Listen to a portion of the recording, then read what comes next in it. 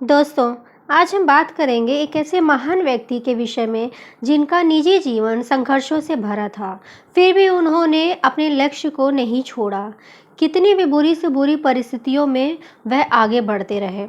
जी हाँ, हम बात करने जा रहे हैं भीमराव रामजी अंबेडकर के बारे में। इनके निजी जीवन की घटनाओं को अगर आप जानेंगे तो दिल दहल जाएगा, लेकिन इतनी बुरी परिस्थितियों में भी इन्होंने अपने लक्ष्य को नहीं छोड़ा।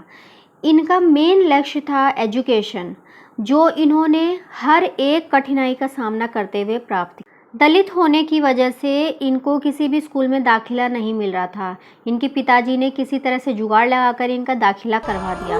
लेकिन आप समझ सकते हैं, एक छोटा बच्चा जो अभी स्कूल जाना शुरू कर रहा है, अगर उसके साथ स्कूल में भेदभाव किया जाए, टीचर और वहाँ के बच्चे भेदभाव करें, उसे अछूत समझ के उसकी परछाई से भागें, उसके साथ दुर्व्यवहार करें, तो उसके ऊपर क्या बीतेगी, वो कैसी मानसिक स्थिति से वो गुजर सकता है। लेकिन इस स्थिति में भी इन्होंने हार नहीं मानी। इतने कम उम्र के बच्चे ने इतनी हिम्मत दिखाई।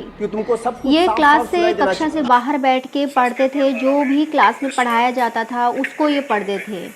धीरे धीरे ऐसे समय व्यतीत होता गया, इनकी प्रतिभा सबके सामने आने लगी।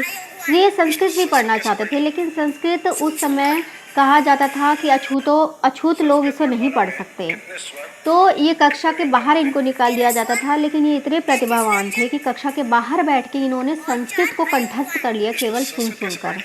तो आप समझ सकते हैं, एक छोटा बच्चा, उसमें इतना दृढ़ संकल्प है कि वो अपने लक्ष्य को प्राप्त करने के लिए किसी भी परिस्थिति से गुजर रहा है। धीरे धीरे ऐसे समय व्यतीत होता गया। इन्होंने 10वीं की, उसके बाद इनको एजुकेशन वहाँ से नहीं, वहाँ के जो उच्च जाति के लोग थे उन्होंने नहीं लेने दी।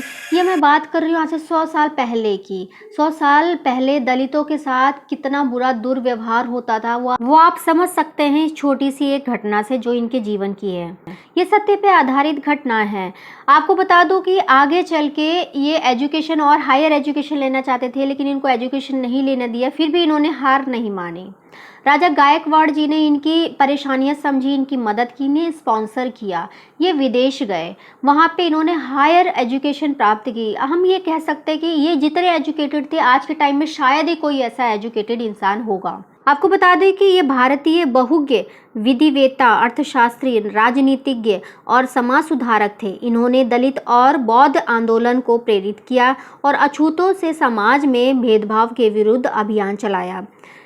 श्रमिकों, किसानों और महिलाओं के लिए अधिकारों का समर्थन भी किया और उन्हें प्रोत्साहन भी दिया। आपको बता दें कि वो एजुकेशन के लिए कोलंबिया विश्वविद्यालय गए, उसके बाद उन्होंने लंदन विश्वविद्यालय से भी अपनी एजुकेशन पूरी की, पीएचडी की।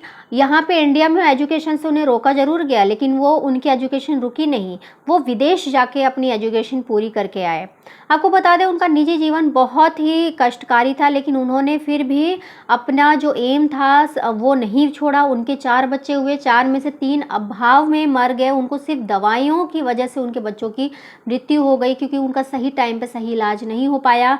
कारण ये नहीं था कि पैसे नहीं थे, कारण ये था कि वो दलित थे। उस समय लोग दलितों की परछाई से भागते थे, जिसकी वजह से उनके बच्चे दवा के अभाव में ख़त्म हो गए।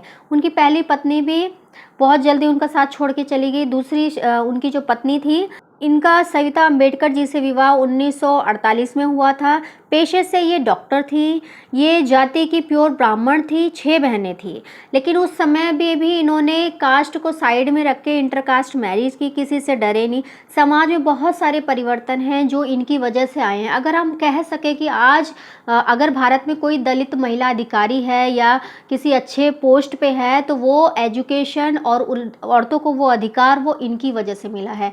उस समय जो दलित परिवार की स्त्रियां होती थी, उनको घुटने से नीचे साड़ी पहनने की इजाज़त नहीं थी। जो उच्च जाति की स्त्रियां होती थी वही नीचे तक अपनी साड़ी पहनती थी। उन्होंने इसके खिलाफ आवाज़ उठाई और इसमें भी बदलाव आया। आज अगर हम एजुकेशन इक्वल पा रहे हैं, सब एक समान एजुकेशन पा रहे हैं, तो वो कहीं ना कहीं इनका बहुत बड़ा हाथ है। तो इनकी ज़िंदगी से हमें प्रेरणा लेनी चाहिए। कितनी बुरी परिस्थितियों में भी इन्होंने अपने लक्ष्य को नहीं छोड़ा और जो चाहते थे वो करके दिखाया, अपने लिए नहीं, पूरे देश के लिए। देश में नहीं, विदेशों में भी इन्हें बहुत सम्मान दिया जाता है। तो ये थी बाबा साहेब अम्बेडकर की एक छोटी सी कहानी मेरे ज़बानी। आपको कैसी लगी कमेंट करके ज़रूर बताइए। Thank you for watching.